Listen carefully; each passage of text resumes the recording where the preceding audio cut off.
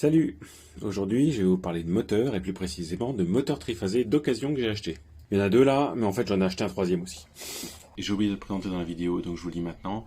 On va voir qu'est-ce que j'ai acheté et pourquoi, comment ça marche, qu'est-ce que j'ai vérifié avant de l'acheter. Allez, c'est parti! Alors déjà, qu'est-ce que j'ai acheté? Donc ce sont des moteurs triphasés, c'est-à-dire qu'ils ne se branchent pas directement dans la prise électrique, mais par contre il faut un équipement, ce qu'on appelle un variateur de fréquence, pour le faire fonctionner. C'est-à-dire que tu vas brancher ton variateur de fréquence dans la prise de courant, et sur ce variateur de fréquence, tu vas brancher les fils de ce moteur-là, ou les fils de ce moteur-là, pour que lui, il génère du courant triphasé pour alimenter ses moteurs. Déjà, ça, c'est des moteurs, on va dire, industriels. C'est des moteurs que tu trouves dans les garages, dans les compresseurs, dans les pompes. D'ailleurs, ça, c'est visiblement une pompe. Ça, c'était un moteur de compresseur. Tout ça, c'est acheté d'occasion. J'en ai un troisième, là, qui est chez les beaux-parents parce que j'avais pas assez de place. Vous me direz pourquoi j'ai acheté ça. Eh ben, parce que j'étais contrarié déjà par le fait que mon moteur de tondeuse à gazon, je puisse pas le faire changer de direction. Alors que ça change de direction comme tu veux. Et le deuxième point, c'est que le moteur de tondeuse à gazon, c'est un moteur universel, un moteur à charbon. C'est super bruyant. Un moteur universel, un moteur à charbon, je ne sais pas si vous vous souvenez celui de la tondeuse, il y a le moteur qui tourne très très vite et ensuite il y a un réducteur. Donc le moteur il tourne très très très, très vite. Donc ce qui tourne très très très, très vite fait beaucoup de bruit. Et en plus, c'est un moteur à charbon, donc il y a toujours des pièces qui frottent et ça augmente le bruit. Alors que ça, non seulement ça tourne entre guillemets plus lentement, c'est-à-dire que ça tourne à la vitesse que tu veux et il n'y a pas besoin de réduction, moins de bruit. Et en plus, il n'y a pas de pièces de frottement, à part les deux roulements qui soutiennent l'axe du moteur qui est là. D'accord? Premier point. Le deuxième point, c'est qu'en général, ça peut être beaucoup plus puissant comme beaucoup moins. Celui-là, il fait 2 chevaux, c'est-à-dire 1500 watts, à comparer aux 1200 watts du moteur de tondeuse à gazon. Donc celui-là est légèrement plus puissant. Celui-là, il fait 3 chevaux, c'est-à-dire 2200 watts. Ouais, j'ai choisi des gros. Accessoirement, l'autre point positif, c'est que tous ces moteurs industriels, ils ont des pattes de fixation. Donc t'es pas obligé de faire un truc artisanal pour tenir ton machin. Ils embarquent au cul du moteur un ventilateur qui permet d'aspirer l'air et de refroidir le moteur. Et du coup, ces moteurs-là, en général, ils peuvent servir soit à des pompes, quand tu rajoutes une extension comme celle-là, soit généralement ce que tu fais, c'est que tu mets une poulie ici, et puis tu mets une courroie, et puis ça entraîne quelque chose. Un ventilateur, un moteur, une dégauchisseuse, une scie, une ponceuse à bande, etc., etc. Bon, même si j'ai pas du tout la place maintenant, j'ai acheté ça pour plus tard, parce que un jour, j'aimerais bien me faire, oui, il faut rêver, j'aimerais bien me fabriquer, comme Matthias Wandel, ma propre scie à ruban, pour laquelle j'utiliserai un moteur. J'aimerais bien me fabriquer ce qu'on appelle un backstand, c'est-à-dire une ponceuse à bande qui défile, pour lequel il faudrait un moteur et dont on veut varier la vitesse, donc un variateur, et donc un moteur triphasé. Et puis j'aimerais aussi me fabriquer, tant qu'à faire, un tour à bois, dont il faut aussi varier la vitesse et pour laquelle il faut aussi un moteur. C'est pour ça que j'en ai acheté 3. Scie à ruban, tour à bois et ponceuse à bande. Voilà le programme pour un jour. Ce que je vais vous montrer dans cette vidéo, c'est relativement simple, c'est relativement basique. Je vais vous montrer qu'est-ce que j'ai choisi, pourquoi je l'ai choisi, comme c'est acheté d'occasion, comment j'ai fait pour les vérifier. Donc normalement, tous les moteurs électriques ont une plaque signalétique. Ça peut être un bout de scotch, ça peut être n'importe quoi. Entre autres, sur cette plaque signalétique, tu vois normalement tout ce qui t'intéresse. C'est-à-dire, déjà, la puissance. Quand tu achètes un moteur, généralement, tu l'achètes pour avoir deux choses. Une certaine puissance, et une certaine vitesse de rotation. Ça, c'est 2800 tours par minute. Ensuite, pour savoir comment l'alimenter, il faut que tu regardes les tensions, là où les tensions qu'il est capable de faire. Donc celui-là, il est capable de manger, grosso modo, du 220 volts, et de manger du 380. Et accessoirement, tu as besoin de savoir combien il va consommer pour savoir combien de protection électrique tu dois mettre. Si tu le branches en 220 volts, il va consommer 5 ampères. Si tu le branches en 380 volts, il va consommer 3 ampères. Alors ces deux tensions, elles sont importantes parce qu'en fait, en électricité d'habitude, tu as la phase, le neutre, et entre les deux, tu as ton truc branché. Ça, c'est du monophasé. En triphasé, ton truc qui est là, en fait, t'en as pas un, t'en as 3. Avec chacun, une entrée et une sortie. Donc ça, c'est un moteur monophasé, ça, c'est un moteur triphasé. Ensuite, là, tu vois, tu avais une phase qui venait d'EDF et un neutre qui retourne chez EDF. Ici, en triphasé, tu vas avoir 1, 2, 3 phases EDF et un neutre. Tu as toujours une terre, mais là, je ne la représente pas. Et l'intérêt, c'est que quand tu as 3 trucs comme ça, tu peux les brancher de 2 manières. Soit tu le mets en triangle et tu fais rentrer la phase 1 EDF, la phase 2 EDF et la phase 3 EDF dedans. Soit tu les mets, comment on appelle ça, en étoile. Dans les deux cas, comme ces 3 phases, elles sont pas exactement identiques, là, tu vas avoir du courant qui passe de là, là, tu vas avoir du courant qui passe de là, là, tu vas avoir du courant qui passe de là, là, tu vas avoir du courant qui passe de là, là, etc., etc., dans tous les sens. D'accord? Là, ça passe dans tous les sens. Et puis là, bah, forcément, ça passe aussi dans tous les sens. D'accord? Donc, il y a ces deux manières de faire. Et c'est pour ça que du coup, sur un moteur, il y a deux tensions. Sur la plaque, il est marqué grosso modo 220 et il est marqué 380. Ça, c'est ce qu'on appelle le triangle. Et ça, c'est ce qui s'appelle l'étoile. Et ça, du coup, ça va être la tension, entre guillemets, basse. Et ça va être la tension haute. Moi, ce que je vous dis, ça, vous le regardez sur Internet, vous aurez tous les cours que vous voulez. Pour utiliser la tension haute, tu branches en étoile. Ou si tu as de la tension haute, tu branches en étoile. Donc, tu vois, ça, c'est la tension basse du moteur. Et ça, c'est la tension haute du moteur. Donc ça, c'est la tension que tu vas pouvoir mettre sur le moteur. C'est ce que j'ai marqué là. Et un moteur, du coup, il a une tension basse et une tension haute. Si la tension du réseau, la tension que tu vas mettre sur son moteur, elle correspond à la tension haute de la plaque du moteur, à ce compte-là, tu le branches en étoile. Donc si la tension de ton réseau, qui est donc la tension que tu vas mettre sur ton moteur, correspond à la tension basse de la plaque signalétique de ton moteur, à ce compte-là, ton moteur, tu vas le brancher en triangle. Tout ça pour rappeler quoi? C'est qu'à la maison, chez vous ou chez moi, j'ai une phase et un neutre avec une tension de 220 volts environ. Et de l'autre côté, moi, il me faut P1, P2, P3 pour un moteur qui sait fonctionner soit en 220, soit en 380. Ça, c'est ce que j'ai, ça, c'est ce que j'ai, et ça, c'est des certitudes. Maintenant, du coup, il faut choisir qu'est-ce qu'on fait ici et qu'est-ce qu'on fait là.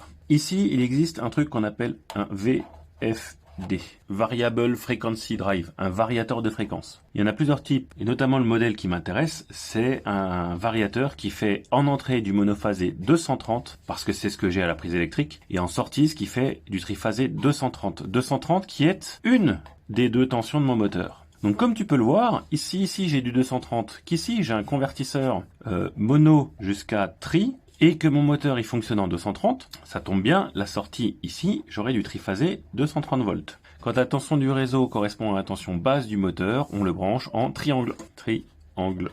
Donc quand je dis 220, pour info, 220 depuis un certain nombre d'années, c'est 230. Et puis de toute façon, quand je regarde la tension sur ma prise de courant, c'est même 240 actuellement. Mais bon, quand on dit 220, 230, 240, faut pas oublier l'électronique, généralement plus ou moins 5 ou 10%, c'est pareil, ça marche. Donc ce que je vais faire, c'est que je vais prendre ma prise 230 volts, et je vais y brancher mon variateur, je vais récupérer 3 phases que je vais brancher en triangle sur mon moteur. Parce que mon moteur, comme je disais, mon moteur est constitué de 3 trucs, et ces 3 trucs, on les met en triangle. Et puis avec ça, je vais pouvoir faire tourner mon moteur. Donc le dernier point avant de passer à la partie pratique, c'est que de vous montrer entre guillemets comment ça se présente ça. Là, je vous ai dessiné des petits carrés, mais en fait, dans un moteur, chacun de ces petits récepteurs, c'est des bobines. Et dans un moteur, en fait, tu as 3 enroulements qui sont raccordés au total à 6 bornes. Il y en a une qui s'appelle U1, U2, V1, V2, W1, W2. Et par contre, du coup, aujourd'hui, je vais vous montrer deux choses. D'une part, comment est-ce qu'on fait ça ou ça dans la vraie vie, dans un vrai moteur. Et d'autre part, ce que j'ai fait comme vérification du moteur avant achat. Donc première vérification avant achat, le fait d'avoir une plaque signalétique. S'il n'y a pas de plaque signalétique, j'achète pas, parce que je sais pas ce que j'ai. Le deuxième point sur cette plaque signalétique, c'est de regarder si au niveau mécanique que tu vas acheter correspond à ce que tu veux. Là, j'ai 2 chevaux, c'est ce que je voulais. 2 chevaux, ça correspond à 1,5 kW. Le deuxième élément mécanique qui t'intéresse, c'est la vitesse de rotation maximale du moteur. Parce qu'autant avec un variateur de fréquence, tu vas pouvoir faire varier la vitesse entre le mini et le maxi, mais tu pourras pas vraiment aller au-delà du maxi. Alors oui, tu me diras que tu peux aller au-delà du maxi, on en parlera une autre fois, mais bref. Grosso modo, ce moteur, il est dimensionné pour tourner maximum à 2800 tours par minute. C'est la vitesse maximale. Si j'achetais un moteur qui est tout fait pour tourner à 1400 et des brouettes, il pourra pas tourner à plus de 1400 et quelques tours par minute. Alors qu'avec un variateur, si tu achètes un moteur à 2800, tu peux le réduire pour le faire tourner à 1400. Donc la vitesse max, ça peut être important pour toi ou pas. Par exemple, pour une scie à ruban qui tourne relativement lentement, un moteur à 1400-1500 tours par minute, ça va suffire. Alors que pour une ponceuse à bande, pour poncer de l'acier, la bande, il faut qu'elle défile beaucoup plus vite, un moteur à quasiment 3000 tours, c'est mieux. Ça, c'est la partie mécanique. Ensuite, pour la partie électrique, comme c'est un moteur triphasé, qu'en général, t'as pas le triphasé à la maison. Les Allemands, ils ont le triphasé à la maison. Les industriels, les agriculteurs, ils ont le triphasé à la maison. Toi, moi, dans notre garage, en général, on n'a pas le triphasé dans la maison. Donc, ça veut dire que tu vas devoir l'alimenter avec du monophasé, comme je vous l'ai indiqué. Grosso modo, ça veut dire qu'il faudra un variateur. Et grosso modo, ça veut dire que la seule tension que tu es capable de donner à ce moteur-là, c'est du 230. Donc, il faut vérifier que dans les histoires de tension qui sont listées, V, c'est la tension comme volt. Il faut que tu regardes qu'il y ait une des deux possibilités qui soit dans les 200 et quelques. Donc là, c'est bon. Ensuite, le dernier point, donc dans le cas soit d'une scie à ruban, soit d'une ponceuse à bande, soit d'un tour à bois, c'est pas important parce que ça tourne pas en permanence, mais c'est toujours bon de savoir. C'est ce qu'on appelle le facteur de service. Ici, c'est un moteur italien, visiblement, Servizio S1. S1, tu regardes sur internet, ça veut dire service continu. Ce moteur-là, si jamais je voulais l'utiliser pour en faire une pompe de levage ou n'importe quoi, continu, c'est aussi parce que c'est une pompe et qu'en général, les pompes, tu as peut-être besoin de les faire fonctionner 24 heures sur 24, 7 jours sur 7, donc service sont continu. Et du coup, voilà pour l'autre moteur. Donc ce moteur-là, tu vois, qui fait 2,2 kW, soit 3 chevaux.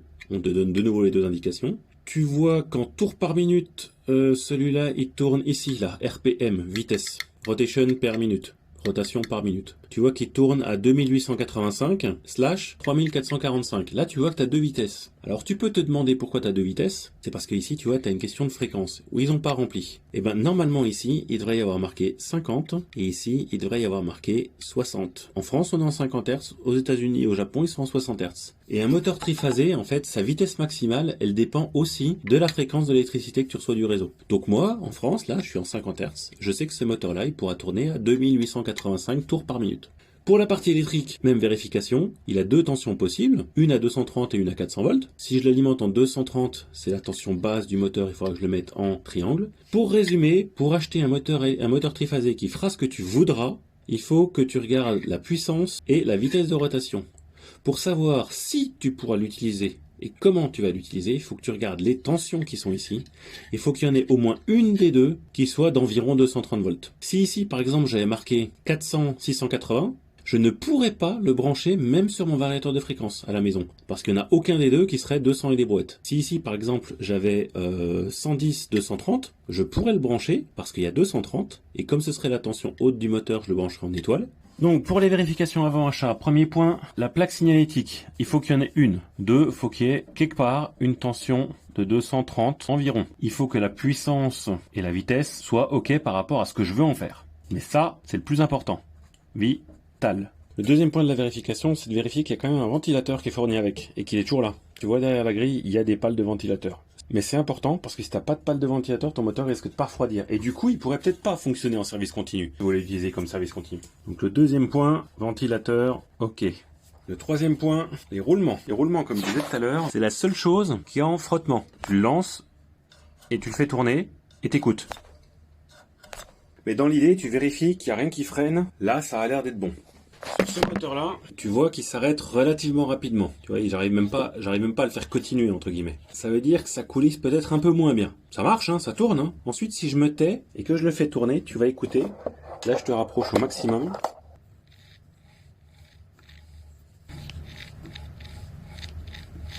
T'entends surtout des petits craquements.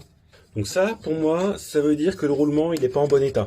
Pas grave, hein. Un roulement, ça se change. Donc quand je l'ai acheté, j'ai vu qu'il tournait pas librement. D'une part, ça je l'ai vu tout de suite. Puis ensuite, bon, il y avait un peu de bruit, mais t'écoutes, tu mets l'oreille contre le moteur. Donc dernier point mécanique. Comme tu peux voir, là, au bout de l'axe, t'as quelque chose qui est fixé sur l'axe avec une rondelle et une vis. Donc ça veut dire qu'il y a un trou taraudé au bout de l'axe du moteur. Ici, tu vois qu'il y a un trou taraudé au bout de l'axe du moteur. Mec, pareil, t'as un malheureux connard ou un idiot qui visiblement a soit cassé une vis ou un tarot là-dedans. Donc ça veut dire que là, le trou, là, là pour l'instant, il est plus utilisable, à moins de réussir à retirer la pièce qui est dedans. Donc si tu fixes quelque chose sur ton moteur, il sera pas maintenu en fait, tu vois ce que je veux dire? Tu pourras pas le bloquer à l'extrémité ici. Donc si tu mets une poulie, elle sera tenue par la clavette qui est là, d'accord? Mais dans l'absolu, si jamais elle avait envie de se tailler, elle pourrait se tailler. On trouvera bien une solution pour faire ça proprement.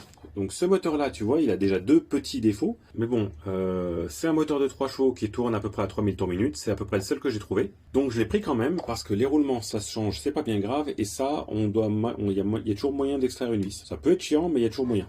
Donc 2, les roulements, ok. La 4, la vis de l'axe et la fente pour la clavette. Quelle taille elle fait? Celle-là, elle fait 8 mm de large. Et le dernier point, c'est les vérifiés électriques. Et ça, c'est relativement simple à ma connaissance. Alors, je sais pas si tu te souviens, il y a quelques minutes, je t'ai indiqué que les enroulements du moteur, il y en a 3, c'est ce dont je te parlais tout à l'heure. Il y en a un qui est comme ça, et le dernier, il est comme ça. Donc l'avantage de ces 6 connexions-là, c'est qu'ils ont pu utiliser les mêmes pour tous et qu'elles sont réversibles. En partant de la gauche, tu en as 2 qui sont en diagonale vers la droite et le troisième qui est en diagonale vers la gauche. Tu retournes, tu en as toujours 2 qui sont en diagonale vers la droite et le troisième qui est en diagonale vers la gauche. Ce qui te permet, entre guillemets, quel que soit le moteur que tu aies, de toujours retrouver tes petits. On va vérifier 2 trucs. Que tous les enroulements, le U1, U2, le V1, V2 et le W1, W2, ont la même résistance. La résistance, c'est en ohms. Et que vérifier l'isolation, c'est de vérifier par exemple que les U, il n'y a pas de contact électrique avec les V ou avec les W, de vérifier que les V, il n'y a pas de contact électrique avec les U et les W, et de vérifier que les W, tu n'as pas de contact électrique avec les U et avec les V. Donc c'est ce que je vais vous montrer maintenant. Première chose, si ton moteur est fourni avec un câble, tu regardes qu'est-ce que tu as au bout de ton câble. Ça te laissera présager de ce que tu as là-dedans. Et donc après le câble, c'est dans la boîte. On devrait retrouver soit un étoile, soit un triangle. Ça, je sais pas encore. A contrario, pour l'autre moteur qui est à côté, ici tu vois, tu as l'entrée de la boîte, ici tu as des fils qui sortent. Et là, sur ta prise, tu vois que tu as au total 7 fils. Un fil de terre, et ensuite tu as 2 fils bleus, tu as 2 fils rouges et 2 fils blancs. Et du coup, ça correspond naturellement aux 6 fils de chaque enroulement. Donc par exemple, on va dire que le U c'est le blanc, que le V c'est le rouge et que le W c'est le bleu. Mon pronostic, c'est que dans la boîte, il n'y a absolument rien. Comme tu as directement les 6 fils des 3 enroulements qui sont en dehors du moteur, tu vas pouvoir faire ça soit dans un appareil, soit sur une platine électrique, etc. C'est que là-dedans, dans ta boîte, logiquement, tu n'as rien d'intéressant. Alors tu as quand même une boîte, parce qu'ils sont tous fabriqués sur le même moule, les moteurs. Donc du coup, pour résumer, pour utiliser ce moteur-là, je vais devoir utiliser ces 6 fils-là pour en faire une étoile ou un triangle, en l'occurrence un triangle, et ressortir qu'avec que 3 fils que je pourrais brancher comme celui-là sur le variateur de fréquence. Et effectivement, un moteur qui a un câble qui sort que 3 fils, ou qui a une boîte dans laquelle on peut faire le triangle ou l'étoile, c'est plus simple et plus facile à utiliser qu'un moteur qui n'a pas de quoi faire l'étoile ou le triangle dans la boîte et que tu es obligé de le faire en amont. Ça peut être un facteur de choix. Ok? Donc maintenant, tu ouvres la boîte. Déjà, tu perds pas les vis. Ensuite, tu enlèves le capot. Donc quand tu ouvres le capot, tu vois que tu as un petit joint. Pourquoi? Parce que là-dedans, il y a de l'électricité. Et que ça peut être par exemple dehors, ou même si c'est pas dehors, à l'humidité. Le but du jeu, c'est d'éviter de faire rentrer de l'humidité ou de la poussière dans ce boîtier moteur. Dans cette boîte de ce moteur-là, tu retrouves un petit manuel qui te permet de savoir comment connecter ton moteur. Et ça correspond à ce que tu avais sur la plaque signalétique, c'est-à-dire que quand tu es en 230 volts, tu te mets en triangle. Quand tu es en 400 volts, tu te mets en étoile. Triangle, étoile. Étoile comme un Y. Et du coup, tu retrouves, là c'est parfait parce que tu as en plus une petite plaque en plastique ici, où il te marque en bas U1, V1, W1, W2, U2, V2. Donc du coup, ça correspond à ce que tu as sur le schéma. Et si tu veux mettre en triangle, tu vois, tu as des barrettes ici. Et ces barrettes-là, il faut les mettre dans le sens qu'elles sont marquées là. Donc ça, c'est les enroulements de ton moteur. Si tu mets les barrettes en triangle, c'est-à-dire que tu branches ça là-dessus, que tu branches ça là-dessus et que tu branches ça là-dessus, tu vois que si tu retournes ton schéma, tu vois, j'enlève ça et puis je retourne ces deux-là. Donc du coup, tu vois tes 3 enroulements. 1, 2, 3 enroulements, 1, 2, 3 barrettes. Et si je modifie encore le schéma, tu verras que tes 3 enroulements, tu peux les mettre en triangle, si tu redessines. D'accord? Ce moteur-là, il est super bien fait. Pourquoi? Donc tu vois que tu as les câbles sur les côtés, ceux du dessous, qui sortent du moteur et que tu toucheras jamais, qui sont étiquetés U1, W2, etc. Ils ont des petites bagues autour, d'accord? Et ceux-là, ils sont mis sur les borniers directement, d'accord? Donc tu vois, ce petit moteur-là, je vois que là, actuellement, il est branché en triangle, parce que j'ai les 3 barrettes qui sont parallèles. Du coup, ça correspond à la tension de 230 volts et c'est ce que je veux. Donc c'est toujours intéressant de vérifier que tu as suffisamment d'écrous et de rondelles et de barrettes en laiton, parce que sinon, c'est un petit peu chiant à trouver. Donc si j'enlève les 3, alors tu fais doucement et tu t'arranges pour pas les perdre, parce que ça peut tomber en dessous, donc après il faut retourner le moteur. S'il y a des trop gros trous pour rentrer dans le moteur, ça pourrait rentrer dans le moteur, donc tu fais gaffe, ok? Tu fais pas comme moi. Accessoirement, tu regardes, t'as pas de trace de brûlé, parce que je sais pas si tu vois là, mais t'as une petite trace de noir ici, t'en as une petite ici aussi. Donc peut-être qu'à un moment t'as eu un petit court-circuit pas forcément grave, vu que les vérifications que je vais faire, je les ai déjà fait, pour moi elles étaient correctes. Donc bon, c'est un pari, quand t'achètes d'occasion, c'est toujours un pari. Pour faire simple, au fond, tu vois les enroulements du moteur et sur les côtés, tu vois arriver les câbles qui arrivent de l'extérieur. Okay, sur ces câbles qui arrivent de l'extérieur, tu vas pouvoir brancher ta prise de terre sur la carcasse du moteur là et tu vas pouvoir brancher tes câbles de phase sur à chaque fois un enroulement. Alors là, juste un détail important. Là, tu vois, tu as un moteur qui est super bien documenté. Tu as toutes les bagues des noms sur chacun des câbles. Tu as des noms sur les trucs. Par contre, si tu n'avais rien de tout ça, comme c'est le cas ici. Bon, là, j'ai 3 couleurs différentes, mais j'aurais pu avoir tous des câbles qui ont tous la même gueule. À chaque fois, tu as un bleu, un rouge, un blanc qui est dans la gaine thermique et un autre qui est libre. Donc, tu peux te douter que ça, c'est un côté d'un enroulement et ça, c'en a un autre. Tu sais pas qui est U, et V et W, mais tu t'en branles. Ça n'a pas d'importance. L'important, c'est de te dire que tu as un U, un V et un W, quel qu'il soit. D'accord? Mais dans tous les cas, même si tu n'avais pas toutes ces indications-là, c'est assez simple. Tu prends ton multimètre, ok, tu le mets en résistance et puis tu testes ces deux-là ensemble. Ces deux-là ensemble, ces deux-là ensemble, ces deux-là ensemble, ces deux-là ensemble. Dès que tu as une très faible valeur de résistance plutôt qu'une valeur très forte, c'est que ces deux pins-là, elles vont ensemble et elles forment un enroulement. Tu passes au suivant, touk touk, touk touk, touk touk, touk touk, ah, pouf, ici j'ai une faible résistance, ça c'est mon enroulement. Et tu fais ça pour trouver en fait où sont tes 3 enroulements. Tu les notes à la main, soit sur un papier, soit dans ton moteur. Et puis une fois que tu as tes 3 enroulements, bah, tu feras les tests non seulement de résistance que je vais te montrer, et les tests d'isolation que je vais te montrer. Pour faire ces tests de vérif, il faut enlever toutes les barrettes, parce que si tu le mets en étoile ou en triangle, déjà, ça fausse tes mesures. Il faut avoir les enroulements directement nus. Je me remets à côté l'aide mémoire, c'est que je prends mon multimètre et je le mets en résistance, ohm, je le mets sur le calibre le plus petit. Je te le pose là, comme ça tu verras. Donc quand le 1 il est là, ça veut dire qu'il n'y a pas de continuité. Tu vois, je mets les deux ensemble, ça tombe sur 0,7. Donc tu mets sur le calibre le plus petit, parce qu'en général les enroulements moteurs ils ont une très faible résistance. Donc là tu vois, je vais commencer par mesurer de U1 à U2, 2,7. Ensuite je fais V1 à V2, 2,6, 2,7. Et je teste W1 avec W2, tu vois que j'ai aussi 2,7 ohms. Donc pour le moteur de 3 chevaux, ça c'est ok, les enroulements ont la même résistance. Maintenant je vais vérifier l'isolation. Donc je vais sur un W et je fais tous les U et tous les V. Et je vérifie, il n'y a aucun contact. Je fais la même chose, je me mets sur un U et je vais sur tous les V et tous les W et je vérifie qu'il n'y a pas de contact. Pour finir, je vais sur un V et je vérifie sur tous les W et tous les U qu'il n'y a pas de contact. Donc du coup là pour moi le moteur il est bon. Ce que je fais, c'est que je serre un petit peu les écrous pour pas avoir des faux contacts, entre guillemets, entre ce câble-là et la cosse qui est là. Si le moteur vibre, par exemple. Donc dans l'ordre, sur les plots, tout au fond, tu mets une rondelle. Au-dessus, tu mets la cosse du moteur. Tu mets un écrou. Donc ensuite, ce que je fais, moi, c'est que je remets une rondelle partout. On va le mettre en triangle. Donc ce coup-ci, les barrettes en triangle, c'est à l'horizontale. Je mets une barrette sur les rondelles, une barrette sur les autres rondelles, une dernière barrette sur la dernière rondelle. Je mets une face par enroulement. Par-dessus, je remets une rondelle. Par-dessus, je remets un écrou. Alors, tu mets ce qui est le plus facile pour les câbles. Il n'y a pas de sens. Et franchement, ce qui est le mieux pour les moteurs, c'est de mettre des cosses comme ça à œillet. Alors, normalement, tu prends les cosses qui ont la bonne taille. Celles-là, elles sont beaucoup trop grandes. Elles flottent. Et je devrais changer le câble et puis mettre des œillets qui soient plus petits. Comme ça, l'œillet, il risque moins de gigoter. Et la surface de contact sera plus élevée avec les cosses d'en dessous. Il n'y a que ça que tu peux pas changer. À ma connaissance. Toi et moi, dans notre garage, on peut pas trop les changer. Tu as des boutiques qui s'appellent des boutiques de bobinage moteur. Donc si un jour tu veux changer un câble d'alim, eh ben, tout ce que tu as à faire, c'est dévisser ces écrous, enlever les œillets qui sont là, enlever celui qui est à la terre ici aussi. Tu dévisses cette vis-là, tu tires le câble, tu en remets un nouveau dedans, tu remets des cosses, etc. etc. Ok? Puis de l'autre côté, bah pareil, tu remets une rondelle. Donc l'important, entre guillemets, c'est que les plaques, elles soient à peu près à la même hauteur, tu vois. C'est pour ça que j'ai fait des piles qui sont identiques. Alors à nouveau, tu serres, mais tu serres pas comme un bourrin, hein. Tu serres au tournevis, à la main, avec tes doigts, et puis basta. Et là, tu comprends pourquoi tu es obligé d'enlever les barrettes pour faire le test. Parce qu'une fois que tu as mis les barrettes, 3 barrettes horizontales, tu es en triangle, ça donne ça. Si tu mets ton ohmmètre ici, entre ça et ça, il va pas te mesurer que la résistance de ça, il va te mesurer la résistance de ça en parallèle avec ça. Bah, dans la boîte, c'est bon. Je remets la protection. J'essaie de la remettre dans le sens où elle était, histoire qu'elle rentre bien. Je remets le capuchon, je remets les vis. À nouveau, les vis, tu les vises pas comme un bourrin. Et voilà. Et celui-là, il est bon pour être branché sur la VFD avec ces 3 câbles-là. Ah, puis accessoirement, tu vérifies les bouts de câbles. Celui-là, il a été abîmé. Là, on a juste la gaine extérieure qui a été abîmée. On voit la gaine d'un des câbles à l'intérieur. Ce câble, c'est le câble de terre, donc c'est pas la mort. Alors pour raccorder les moteurs, du coup, tu vois ce qu'il te faut. Il te faut 3 phases plus une terre. Donc c'est ce qu'on appelle un câble 4G, c'est-à-dire 4 dont le G est la grande, je crois, de mémoire. Dites-moi si je me trompe. Tu prends un diamètre 2,5 mm². Ça, c'est du 1,5. Ça suffit par rapport au courant des moteurs, qui sont...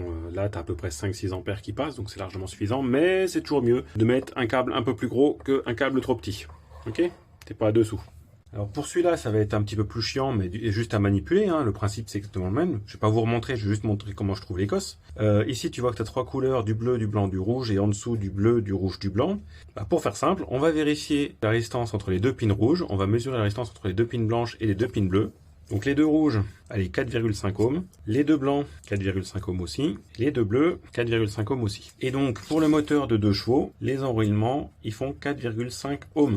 Et maintenant, je vais vite vérifier que le rouge, le bleu et le blanc, ils sont isolés. Donc, je prends un rouge, je vérifie qu'avec un blanc et un bleu, il n'y a pas de contact. Et je prends un bleu, et je vérifie qu'avec un rouge et un blanc, il n'y a pas de contact. Tout va bien. Donc, tu vois, ensuite, tu peux sortir toutes les cosses et simplement raccorder tes câbles entre eux en mettant des autres cosses. Puis tant qu'à faire, mettre une protection sur ceux-là pour pas qu'ils se touchent ensuite. Donc t'es pas obligé de réutiliser la prise qui est là. Pourquoi est-ce que les enroulements, ils ont des valeurs différentes? Bah tout bêtement parce qu'un moteur comme ça, un moteur triphasé, c'est ce qu'on appelle un moteur à induction. Et un moteur à induction, ça génère un champ magnétique quand il y a du courant qui passe. Et plus il y a de courant qui passe, plus il y a de champ magnétique. Et plus il y a de champ magnétique, plus il y a de force dans le moteur. Du coup, comme la résistance, ça freine le courant, moins tu as de résistance, plus tu as de courant qui passe. Si tu veux avoir beaucoup de force dans ton moteur, il te faut beaucoup de courant, donc il te faut une petite résistance. C'est pour ça que les résistances du moteur de 3 chevaux sont plus petites que les résistances du moteur de 2 chevaux. Comme ça, comme elles sont plus petites, il y a plus de courant et ça fait plus de force. C'est pour ça que si j'avais eu là, le moteur à 1 cheval sous la main, je suis quasiment certain qu'en mesurant les enroulements, j'aurais eu plus que 4,5. Et si j'avais un moteur de 5, 7 ou 8 chevaux, j'aurais eu à mon avis des résistances inférieures à celles de 2,7.